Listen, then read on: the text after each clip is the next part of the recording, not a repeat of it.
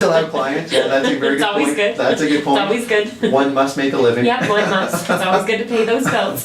So that's a priority. Of course. And then it's a passion too. Yes, it something is. you really care about. Right. I know that. Yeah. Yeah, for sure. Well, and it goes to, I got into the legal profession because I wanted to help people. That was the reason. I remember having that conversation with my girlfriend in high school. Like, geez, I want to do this. I want to have the chance to help people. And you do in a one-on-one, one-off basis have the chance to help people and businesses. Since 2000 or 2001, how long have you been?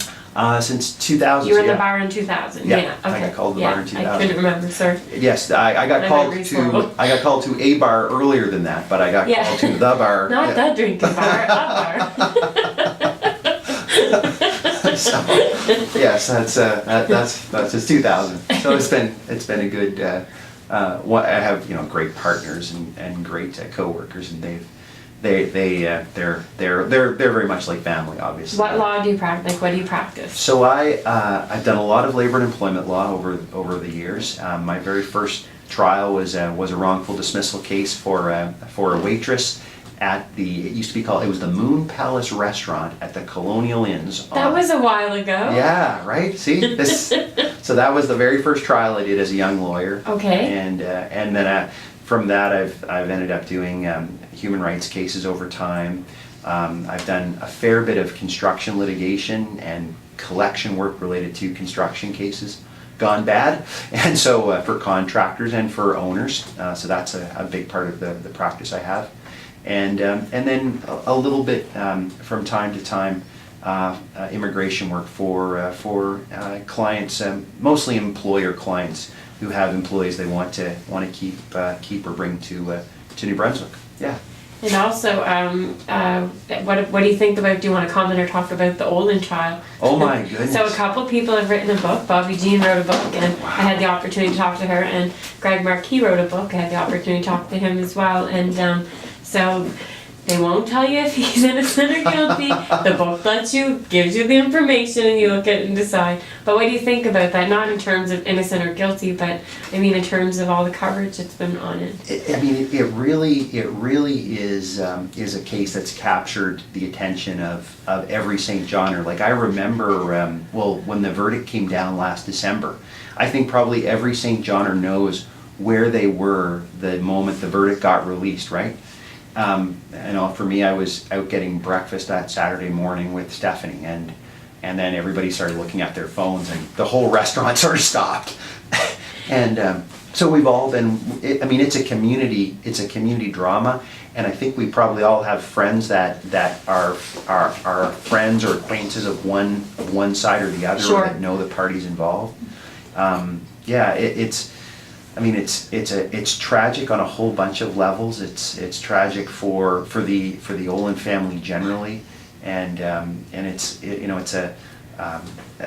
it does speak to the importance. And I would say, I said it earlier, like, to anyone who is thinking about getting involved in public office to do it. I would say the same thing to anybody that's thinking about getting involved in a legal profession or a legal career. Do it, because you do have the chance. In that case, at the end of the day, there are real lives at stake, there are real issues at stake, there are real freedoms at stake, and it's a chance to really, that profession is a chance to really give back and serve other people. And so, I don't know, do you know anything about Noel Winters? Yeah, I do. I remember that case from years and years ago. Well, my mother actually, she bought two of the three if anyone could see the look he's giving me, bats away. So she bought two. Apparently it was a steal, the price there. I'm sure. Yeah, no, there's like... So that happened. My grandparents, Diane and Jim Moore, they had the only convenience store on the front road out in the peninsula for many years. My grandfather was a Marine and my grandmother in real estate, but they also had the convenience store as well. And Noel used to come into the store quite a bit, Noel Winters, the murderer, and he was so friendly, sweetest guy ever, but when he drank, he couldn't handle his alcohol. So after he passed away, after he hung himself in jail, I was just trying to be too polite there, but while this was all going on, when the police did all the searches and they found the body parts in the yard and stuff like that, they had the 3 cottages that were there, and the third one they tore down because it was too bloody and nobody wanted to buy it, I guess. And so my mom comes home one day and she said, "Oh, I bought 2 cottages. We're like, that's terrific. Only $1,900. That's wonderful. But they were low. And we're like, oh my goodness. So we had them moved we had 57 acres of land, and we had them moved up onto our land because they were going to be renovated for the hunters to use back in the woods for when they did their hunting. And they ended up meeting Peter, who moved into Noel's house since then.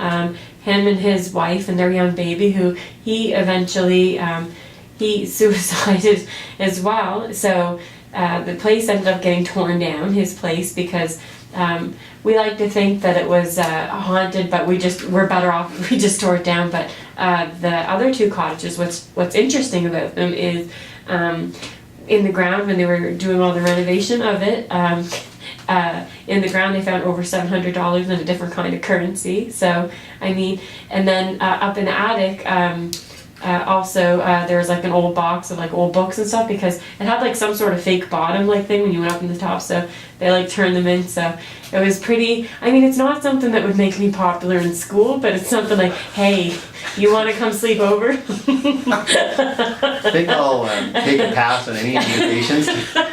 dinner. So we ended up having them renovated, and then the hunters would come and stay in there, but it was just really creepy. Like, that's 2 minutes of your life you're never going to get back, that I just told you. Okay, that's really creepy. So I've successfully creeped out Mel Norton. You're tuning in with Mandy-Lynn right now at Local 107.3. But no, there was a book written by a Mount Allison student about the bodies in the backyard. That's right, that's right. It's a low budget book, but I mean, you can buy that book for like $50 or $60 now. But what I think is interesting about the whole Noel Winters thing is that, number one, I don't know how we even got on this. It's your fault for being into law. It has everything to do with the kind of law you're talking about. No, but what's interesting is that it's just a small little community where it's just crazy that this guy that's so, I don't know where I was going with that. I went absolutely nowhere. Look, I'm with you. I'm picking up what you're throwing down there. There are these. I think if I were to summarize what you were saying, here's what I'm hearing. Please do. It's about the human dramas of New Brunswick, and the Noel Winters trial, and that was a huge. I mean, it terrified people in many parts of the province. Yes. Up on the Miramichi especially. Yeah. And because there was a period of time to get out of jail, but we have these incredible dramas, and to your point on the Olin case, that's one that is playing out. They were just in front of the Supreme Court of Canada yesterday. Yes. Yes. And so then now the question is there going to be another trial, and if there is another trial, where will they get the jury from, and how will that all play out? So I know it's really really big. So because it's stuff like this doesn't. I guess what